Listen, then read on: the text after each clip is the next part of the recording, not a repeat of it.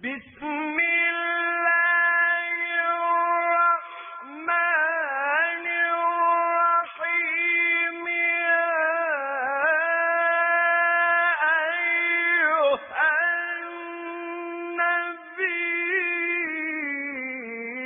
النبي اتق الله ولا تطع الكافرين والمنافقين إن الله كان عليما حكيما واتبع ما يوحى إليك من ربك إن الله كان بما تعملون خبيرا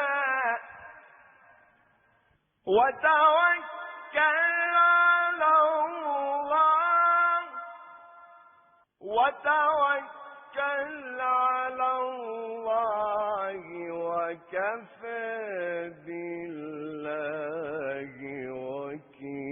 وكيلا بسم الله الرحمن الرحيم ونريد أن نمن على الذين استضعفوا في الأرض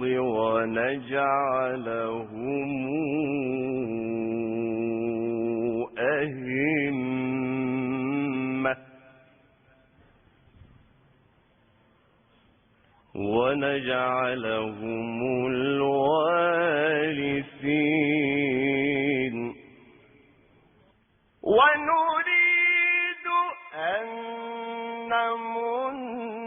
على الذين استضعفوا في الأرض ونجعلهم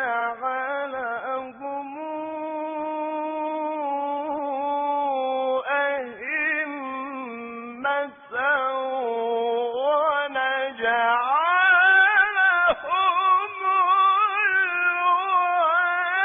ونجعلهم الوارثين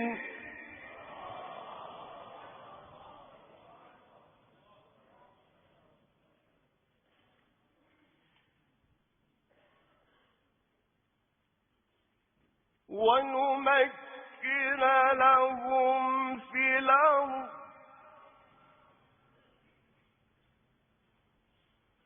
ونري فرعون وهامان وجنودهما منهم ما كانوا يحذرون صدق الله العليم